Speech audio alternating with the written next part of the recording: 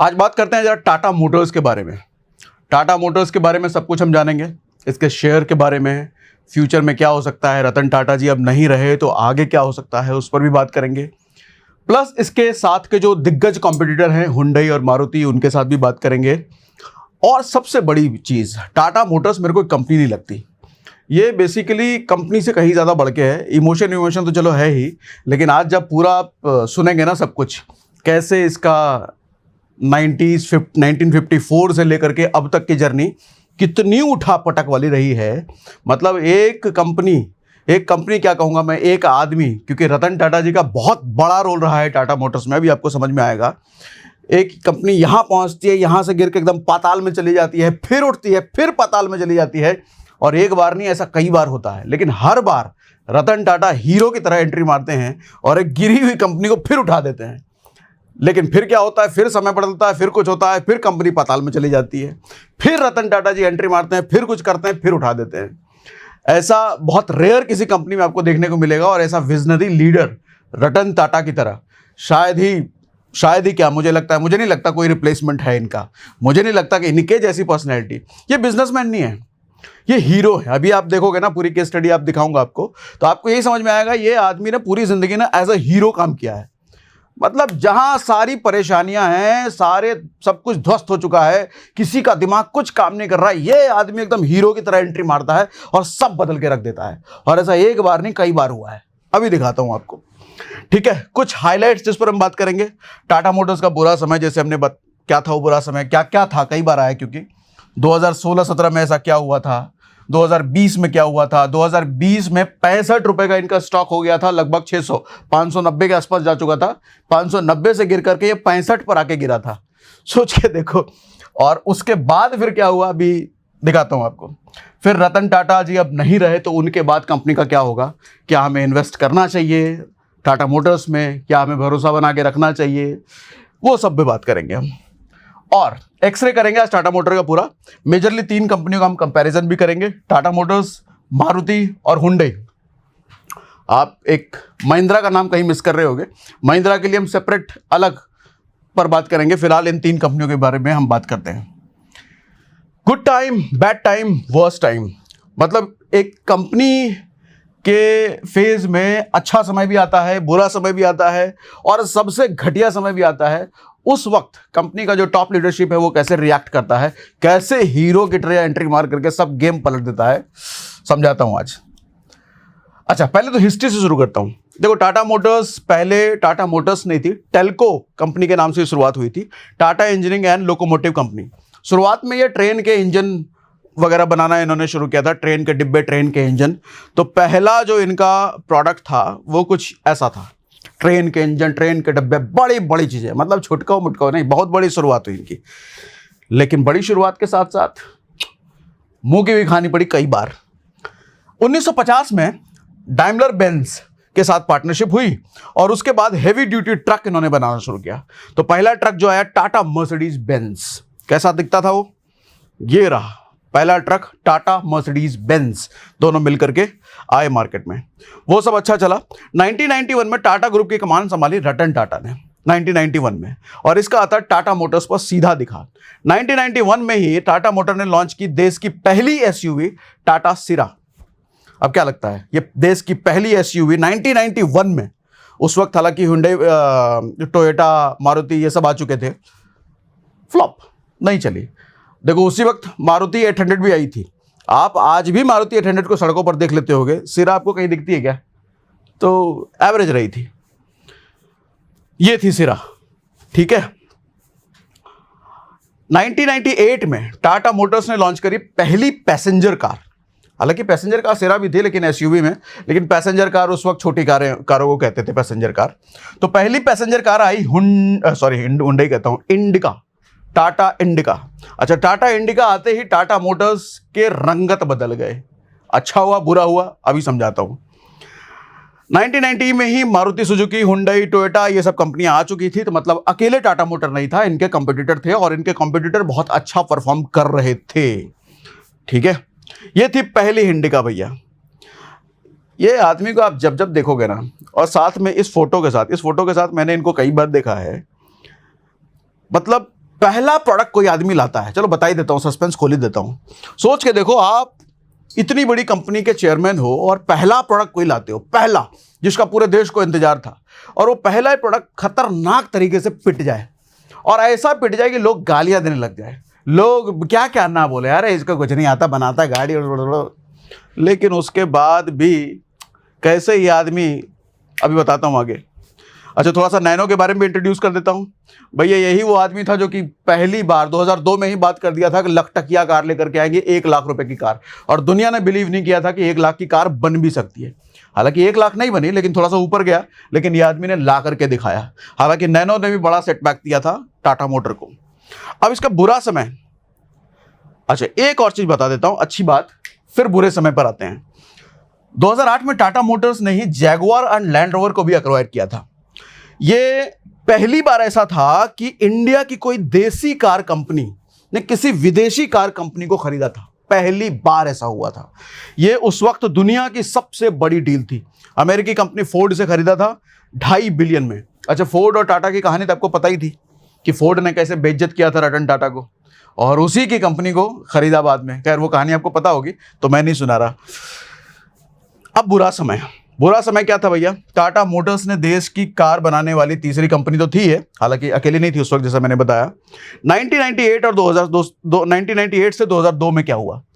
देश में पूरी तरीके से बनी, पूरी तरीके मतलब पहली ऐसी कार थी जो कि पूरी तरीके से देश में बनी थी उस वक्त। हालांकि आप लोग जानते होंगे कि मारुति सुजुकी 2 कंपनियों का कॉम्बिनेशन है, एक मारुति इंडियन है, सुजुकी बाहर की कंपनियां हैं, लेकिन कार वार सब बाहर से ही बन करके आ रही थी। इंडिका इकलौती पहली ऐसी कार थी जो कि पूरी तरीके से भारत में बनी थी, पूरी तरीके से देशी कंपनी। लेकिन जब ये लॉन्च हुई तो इसके साथ क्या हुआ? इसकी बिल्ड क्वालिटी को लेकर सवाल उठे, आफ्टर सेल को लेकर सवाल उठे, बहुत सारी 1700 करोड़ लगे थे इस प्रोजेक्ट में, इंडिका कार बनाने में। लेकिन उसका नतीजा क्या हुआ? 500 करोड़ का लॉस हुआ। 1700 करोड़ का इन्वेस्टमेंट और 500 करोड़ का लॉस। एक आम आदमी क्या करता है, नॉर्मल आदमी ऐसी सिचुएशन में क्या करता है? इतना बड़ा लॉस। अच्छा, 500 करोड़ की कब बात कर रहा हूं मैं? 2000 में, 2001 में। और आज के समय 500 करोड़ कितना बड़ा होगा? एक आम आदमी कहेगा छोड़ो यार, बंद करो, ये सब चलने मिलेगा नहीं है, कुछ दूसरा करते हैं शुरू। लेकिन ये आदमी, मैंने कहा ना, रतन टाटा एकदम हीरो की तरह एंट्री मारते हैं। सब बर्बाद हो रहा था, सब ध्वस्त हो रहा था, रतन टाटा ने एंट्री मारा फिर से, और एंट्री मारा और बनाया फिर से इंडिका V2। और इंडिका V2 बनाते ही क्या हुआ? 18 महीनों में 1 लाख इंडिका बेच दी। 18 महीनों में 1 लाख, मतलब एकदम से जो पाताल में गया था कंपनी का रेपुटेशन, एकदम से उठा दिया। 46% इनके सेल में ग्रोथ हुई, मार्केट शेयर 20% इनका बढ़ गया। 2002 के बाद रफ्तार पकड़ी और 2 साल में 425% से ज्यादा का रिटर्न दिया टाटा मोटर्स ने। अच्छा ये देखो, 2002 में सिर्फ 20 रुपए का शेयर हुआ करता था, 2004 में सिर्फ 2 साल में 107 रुपए का शेयर चला गया। ये आदमी अलग ही है, मतलब हीरो है ये, बिजनेसमैन नहीं है, हीरो। अभी देखो ना, अभी और केस आएगा, कैसे हीरो की तरह एंट्री फिर से मारी। 2016-2020 का समय, 2016 में टाटा मोटर्स नहीं, पूरे टाटा ग्रुप के लिए बुरा समय था, मतलब कुछ भी ठीक नहीं चल रहा था उस वक्त। साइरस मिस्त्री के नेटवर्क में सारा कुछ चल रहा था, सॉरी नेटवर्क कहता हूँ, नेतृत्व में सारा कुछ चल रहा था, तो चीज़ें ठीक नहीं चल रही थी, पूरा टाटा ग्रुप ही अच्छा परफॉर्म नहीं कर पा रहा था। तो 2016-17 में इनको हटा दिया गया, साइरस मिस्त्री को, और वहां पर नए चेयरमैन अपॉइंट हुए, और उस चेयरमैन के साथ टाटा मोटर्स में as a mentor Ratan Tata आए। अब रतन टाटा के आने के बाद खेल फिर से कैसे पलटी मारा ये दिखाता हूं। अच्छा पहले रिजल्ट दिखा देता हूं, 2016 में क्या हुआ। 2011-12 के आसपास इनका टोटल ऑटोमोबाइल प्रोडक्शन में हिस्सा था 6.9%, 2011-12 में। सर 2017 में ये पहुंच गया था, 2016-17 में पहुंच गया 0.3। कहां? लगभग 7% से 0.3, मतलब इसको क्या कहोगे, जमीन पे गिरी कंपनी, गिर के पाताल में घुसी है। कमर्शियल व्हीकल में 57% था, 8% पे आके रह गया। 18, अच्छा और भी देखो, Tata motor share in total India automotive export में 1% था, 0.04 रह गया। 50% था, वही एक्सपोर्ट में 50%, 7% रह गया। मतलब जमीन में नहीं, पाताल में गिरी कंपनी। लेकिन उसके बाद क्या हुआ? साइरस मिस्त्री को हटाया गया और एक नए चेयरमैन, उनका क्या नाम था, एन चंद्रशेखरन, इनको लाया गया, और उनके मेंटोर बने रतन टाटा। अब रतन टाटा की हुई फिर से एंट्री, लेकिन उनकी एंट्री होने के बाद सिर्फ 3 साल जो पाताल में घुसा था, सेल, रेवेन्यू, कंपनी सब, सिर्फ 3 साल में 800% का रिटर्न। ऐसे ही नहीं कहते हैं ये बिजनेसमैन नहीं हीरो हैं, करके दिखाया भैया। जहां सब कुछ फेल हो जाए, जहां कुछ ना चले, जहां सब कुछ, वो सनी देओल की फिल्मों में होता था ना, सनी देओल, मिथुन चक्रवर्ती, गुंडे लोग आए, बस्ती वालों को मार रहे हैं, पीट रहे हैं, बच्चे को रुला रहे हैं, किसी का मर्डर कर दे रहे हैं, कुछ भी कर दे रहे हैं, कोई नहीं संभल रहा, कुछ नहीं हो रहा। वहां पे हीरो आता है सनी देओल चिल्लाते हुए और सबको मारना पीटना शुरू कर देता है। वो है रतन टाटा, करके दिखाया, और एक बार नहीं कई बार करके दिखाया। अच्छा, इसका मतलब ये नहीं भाई टाटा मोटर अभी खरीद ले जा करके, ऐसा ना करना। अभी आ रहा हूँ, बता रहा हूँ, उस पर भी आ रहे हैं। 2017 में लीडरशिप चेंज हुई, टाटा मोटर्स के साथ आए ये, और साथ ही नई लॉन्चेस कुछ और भी 2017 में किए, ईवी सेक्टर में एंट्री मारी। उसके बाद आता है फिर से 2020, यानी कि कोविड का टाइम। अब कोविड का टाइम ऐसा है कि सिर्फ टाटा मोटर के लिए नहीं, बाकी सारी कार कंपनियों के लिए बुरा दिन आया, लेकिन टाटा मोटर के लिए भी आया ना। अब यहां भी हीरो की तरह एंट्री फिर से मारा है। देखना हुआ क्या, टाटा मोटर का शेयर पहुंच गया फिर से पाताल में 63 रुपए, लगभग 590 के आसपास गया था, और 590 से 63 रुपए में पहुंच गया भैया पाताल में, फिर से जमीन पे नहीं, पाताल में जाके गिरा। सेल ट्रिपल डिजिट से डबल डिजिट में आ गया 11 साल बाद। 11 साल तक ये ट्रिपल डिजिट में रहे और डबल डिजिट में आ गया शेयर, मतलब 63 में।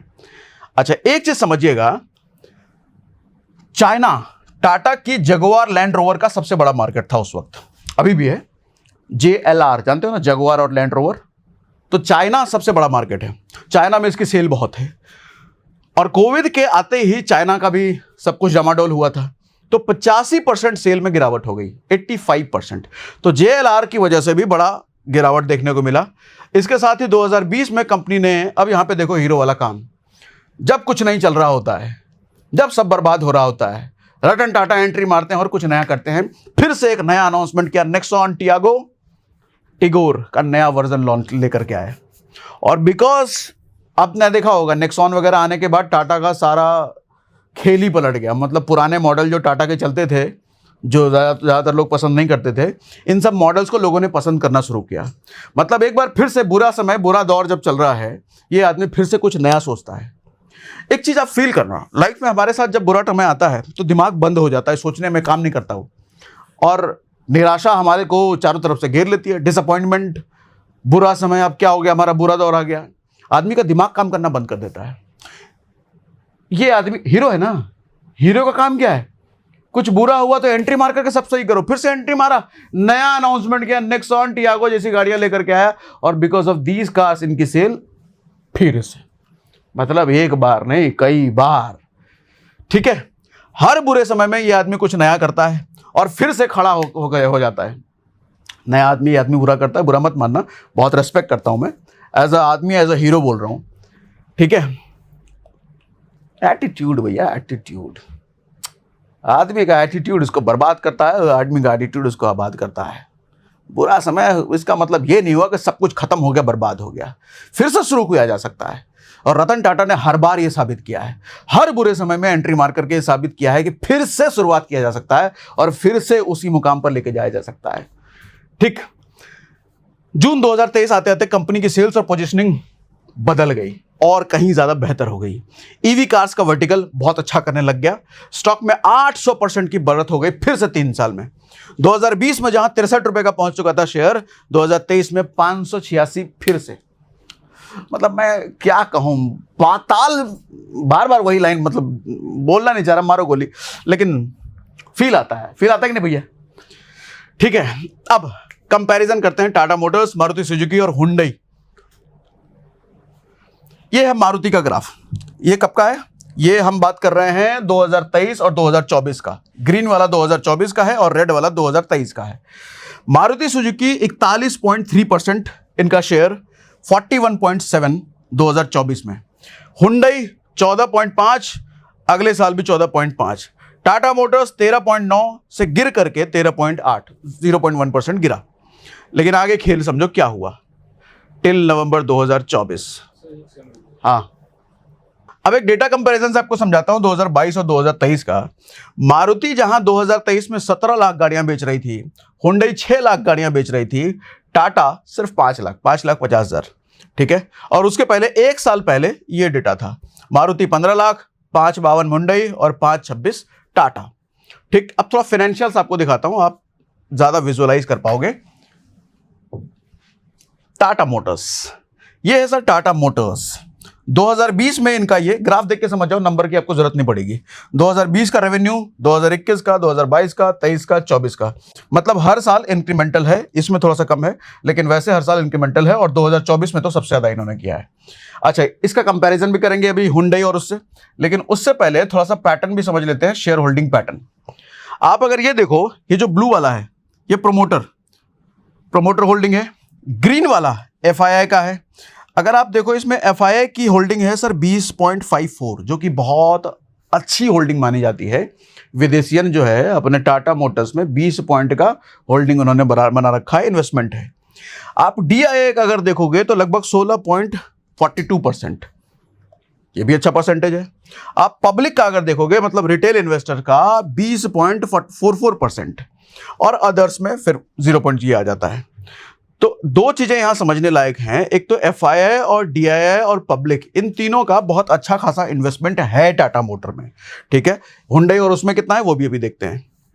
अच्छा, एक चीज आप इसको जरूर नजर में रखना, प्रोमोटर ने यहां पर 46 पॉइंट से लेकर के 42.58 सितंबर 2024 में किया है। प्रोमोटर्स ने अपनी शेयर होल्डिंग घटाई है। ठीक, म्यूचुअल फंड ने अपने इन्वेस्टमेंट बढ़ाए हैं। म्यूचुअल फंड का, अच्छा एक चीज ये समझना कि म्यूचुअल फंड्स जिन जिन कंपनियों में इन्वेस्ट करते हैं ये अच्छा माना जाता है, क्योंकि म्यूचुअल फंड में इन्वेस्ट करने वाले फंड मैनेजर वो दिग्गज होते हैं, और 10% किसी कंपनी में इन्वेस्टमेंट यानी कि ये अच्छा स्टेक है। और पहले 9.83 से 10.58 उन्होंने सितंबर 2024 में किया है। अच्छा, ये तो रेवेन्यू, और रेवेन्यू के साथ साथ जरा सा प्रॉफिट भी इसका देख लेते हैं कि प्रॉफिट कितना है भैया। सिर्फ रेवेन्यू हो रहा है कि प्रॉफिट भी है? 2020 में माइनस में है, 2021 में माइनस में, 2022 में माइनस में, 23 में थोड़ा बढ़ा, और 24 में तो मतलब खतरनाक ही कर दिया। अब मारुति सुजुकी पर आते हैं। मारुति सुजुकी भैया कहाँ, यही है ना, हाँ रेवेन्यू। तो रेवेन्यू इनका टाटा की तरह नहीं है, पाताल से जाकर के नहीं उठे हैं ये, इनका कंसिस्टेंटली ग्रोथ की तरफ रहा है। ठीक है, तो 2020 में ये, 21 में, 22 में, 23 में, 24 में। ठीक, इनका शेयर होल्डिंग पैटर्न भी समझ लेते हैं। FII का कितना परसेंटेज है, म्यूचुअल फंड वालों का कितना है। सर ये देखो, प्रोमोटर का है इनका 58%, यानी कि ज्यादा है टाटा से। FII कहां पे, ग्रीन वाला 17, मतलब FII का यहां पर कम है कंपैरेटिवली, 20 पॉइंट समथिंग उसमें था, और यहां पे 17.68 है। DII का अगर आप देखो तो 20.89, थोड़ा सा DII का यहां पर ज्यादा है, थोड़ा सा, बहुत थोड़ा सा ही ज्यादा है। और आम पब्लिक यानी कि रिटेल इन्वेस्टर की बात करें तो 3.24, यानी कि रिटेल इन्वेस्टर यानी कि पब्लिक का ज्यादा इंटरेस्ट एज पर डेटा यहां पर नहीं दिख रहा है। ठीक है, और अच्छा, प्रोमोटर्स होल्डिंग यहां पर थोड़ी बड़ी भी है, 56.48 से 58.19 पिछले एक साल में बढ़ाया भी गया है। अच्छा, इसके साथ इनके कुछ अनाउंसमेंट भी देख लेते हैं। प्रोमोटर्स होल्डिंग रिमेन अनचेंज, कोई चेंज नहीं हुआ है। म्यूचुअल फंड ने 13.26 से 14.38 सितंबर 2024 में किया है। म्यूचुअल फंड ने इसमें भी बढ़ाया है, वहां पे 10 समथिंग हुआ था, यहाँ 14 समथिंग हुआ है, तो म्यूचुअल फंड्स ज्यादा हैं इसमें, म्यूचुअल फंड का इन्वेस्टमेंट। ठीक है, बाकी FIIs वगैरह ने घटाया है, 18.98 से लेकर के 17.68 हुआ है, तो FII का भरोसा थोड़ा सा कम दिखा है इसमें। अच्छा, नेट प्रॉफिट पर आ जाते हैं। नेट प्रॉफिट किधर गया, ये रहा। नेट प्रॉफिट इनकी लगातार बढ़ी है भैया, 2020 से लेकर 2022 में तो थोड़ा थोड़ा गिरा है, लेकिन उसके बाद इनकी बढ़ी है। टाटा मोटर्स की तरह नहीं है, एकदम हीरो की तरह, वो सुपरमैन जैसा, सुपरमैन मारो गोली, बजरंग बली जैसा खड़े हैं, यहीं से उड़ गए सीधा। ये उड़ने जैसा नहीं है, ये वैसा नहीं है, आराम आराम से चल रहा है ये। ठीक, अच्छा, इसी बीच हुंडई देखो रिसेंटली लिस्ट हुई है, तो इसका ज्यादा कुछ डेटा आपको मिलेगा नहीं। कहां गया, हाँ, लेकिन रेवेन्यू आप देख सकते हो 2019, 20, 21, 22, 23 ये भी लगातार बढ़ी रही है। 2019 से लेकर 21 तक गिरे थे, ये कोविड वाला पीरियड, और उसके बाद ये बढ़े हैं। ठीक, एक बार फिर से टाटा मोटर वाला दिखा देता हूं, कि देख रहे हो, ये देखने में मजा आता है, एकदम हीरो की तरह तड़ाक। ठीक, अब इसके साथ एक और चीज दिखा देता हूं, थोड़ा ग्राफ दिखा देता हूं, अभी और हम आएंगे इस पर। देखो ये है 2002 का पीरियड, देखो कैसा पाताल में गिरा है ये। उसके बाद ये आया 2008 का पीरियड, ये भी पाताल में गिरा। अच्छा, उसके बाद ये 2016 ये साइरस मिस्त्री वाला पीरियड है, और उसके बाद ये कोविड वाला पीरियड है। आप अगर यही ग्राफ इसका देखोगे मारुति का, तो आपको दूर से ये ऊपर जाता हुआ मिलेगा। कोई इतने बड़े बड़े इसमें सेटबैक्स नहीं है, आराम आराम से गिरे हैं, थोड़ा थोड़ा गिरे हैं, लेकिन ये नॉर्मल चाल है इनकी। टाटा मोटर्स की तो कंप्लीटली एब नॉर्मल है भैया, गिरते हैं तो ये सीधा पाताल में चले जाते हैं। लेकिन हीरो आता है अभी उस बीच, हीरो कौन? रतन टाटा। रतन टाटा आता है, उसको आसमान में उड़ा के फिर लेके जाता है। अगला और क्या क्या बाकी है? फायदे और नुकसान तीनों तरह के गाड़ियों का जरा हम ये फायदे नुकसान भी देख लेते हैं। टाटा मोटर्स देखो आज के समय में अपनी सेफ्टी फीचर्स के लिए जाना जाता है, दमदार। कई सारे इंस्टाग्राम पे आपने रील भी देखे होंगे, इधर मारुति की गाड़ी, उधर टाटा की गाड़ी, हल्का सा टक्कर हो गया, मारुति की गाड़ी चकनाचूर हो जाती है और टाटा वहीं खड़ा रह जाता है। ऐसा रील कई बार आपने देखा होगा ना। वो रील कितने सच्चे हैं मुझे नहीं पता, मैंने आज तक लाइव को एक्सपीरियंस नहीं किया, लेकिन ऐसे कई सारे रील्स हैं। ठीक, सेफ्टी फीचर्स वैसे अच्छे हैं इनके। 5 स्टार रेटिंग वाले आपको कई सारी गाड़ियां मिल जाएंगी, दमदार NCAP रेटिंग गाड़ियां, इनकी बिल्ड क्वालिटी अच्छी मानी जाती है, रेटिंग अच्छी है, मतलब तगड़ा है भैया। मतलब आदमी जो बैठा है उसके अंदर, उसके जिंदा रहने के चांसेस, बुरे समय में एक्सीडेंटल चांसेस में उसके जिंदा रहने के चांसेस, उसके बचने के चांसेस कंपैरेटिवली दूसरे गाड़ियों के इसमें ज़्यादा है। देसी ब्रांड है, ये सबसे ज़्यादा मेरे को अट्रैक्ट करता है। पूरी तरीके से देसी ब्रांड है, पूरा, कोई विदेशी कोई हाथ नहीं। देश की कार कंपनी लोगों को सूट भी करती है। स्ट्रांग बिल्ड क्वालिटी, मजबूत गाड़ियां, पहाड़ियों पर आप देखोगे एकदम तड़ा बड़ा करते हुए निकल जाती है ये। नुकसान क्या है? रीसेल वैल्यू थोड़ी कम है कंपैरेटिवली। आप पुरानी टाटा कार बेचने जाओगे तो आपको रीसेल वैल्यू कम मिलेगी। मारुति वारुति का देखो तो रीसेल वैल्यू आपको अच्छा मिल जाता है। इंजन क्वालिटी में कई बार कंप्लेन ये आता है कि इंजन से इसकी आवाज़ आती है, लेकिन अब तो मैं देख रहा हूँ चीज़ें वो भी बेटर हो रही हैं। लेकिन ये कंप्लेंट हमने जब इंटरनेट से डेटा कर रहे थे तो ये हमारे को मिला। माइलेज कंपैरेटिवली कम होता है, एवरेज कम देती है गाड़ियों का, ये भी है। लेकिन एक चीज़ मेरे को ये समझ में आता है, कोई चीज़ अगर ज़्यादा स्ट्रांग है, मजबूत है, तो माइलेज कम देगा। कमज़ोर चीज़ है तो माइलेज ज़्यादा देगा। आप जैसे मारुति की गाड़ियों को देखोगे तो हमेशा आपको ये मिलेगा कि वो कमज़ोर गाड़ियाँ होती है, बिल्ड क्वालिटी हल्की होती है, बहुत हल्की होती है। तो जब हल्की गाड़ी है तो ज़्यादा भागेगी, तो इनका माइलेज अच्छा होता है। इनकी सबसे बड़ी USP यही है कि लो मेंटेनेंस है भैया, ज़्यादा खर्चा नहीं है इसमें, कम खर्चे में काम हो जाता है, कम रख रखाव में अच्छी परफॉर्मेंस दे देती है। रीसेल वैल्यू इनकी अच्छी है।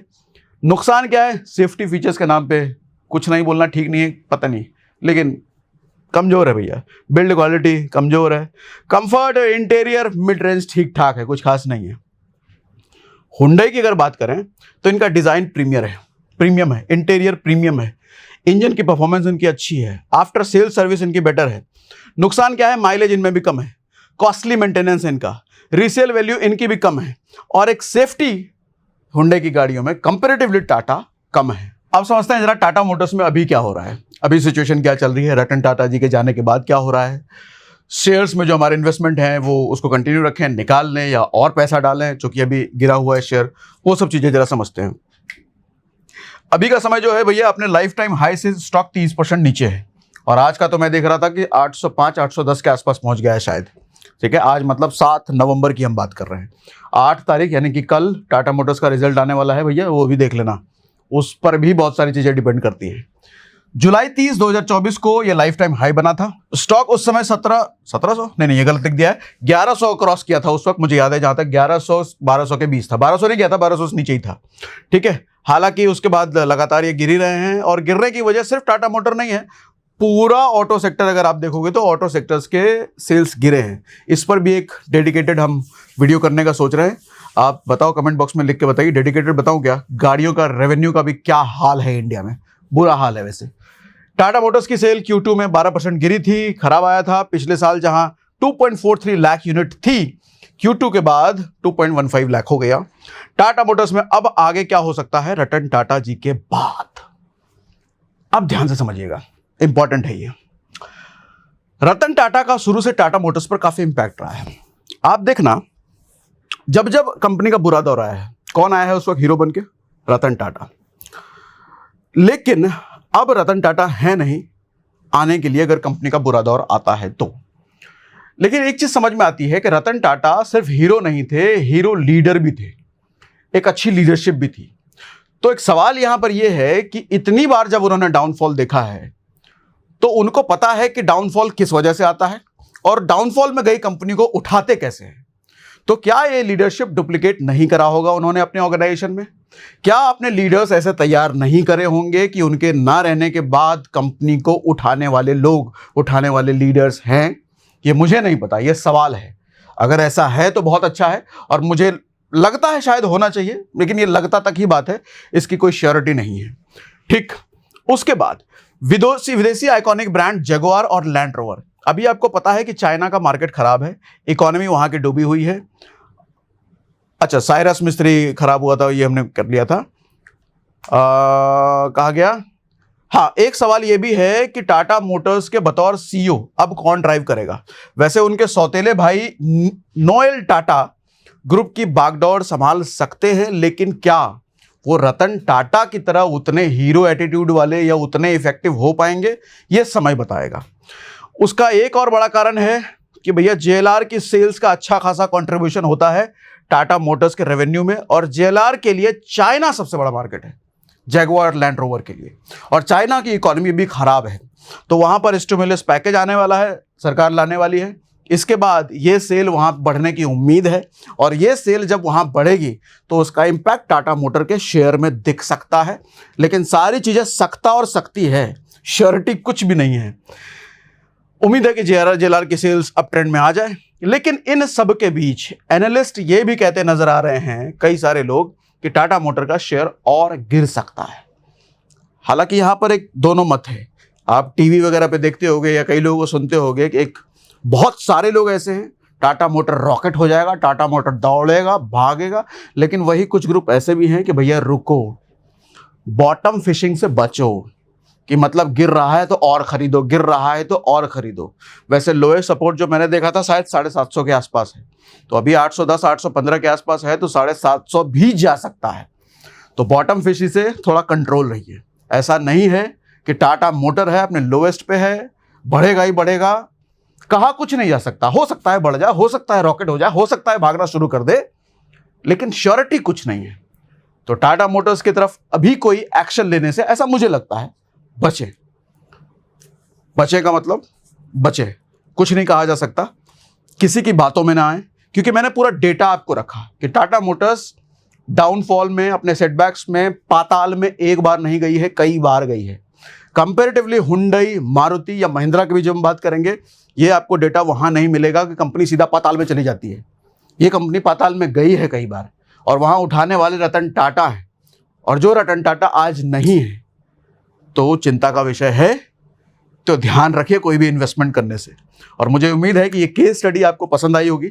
अगर आपको अच्छा लगा, मैं सही तरीके से आपको समझा पाया, विजुअलाइज करा पाया, तो कमेंट बॉक्स में ज़रूर लिख के बताइएगा।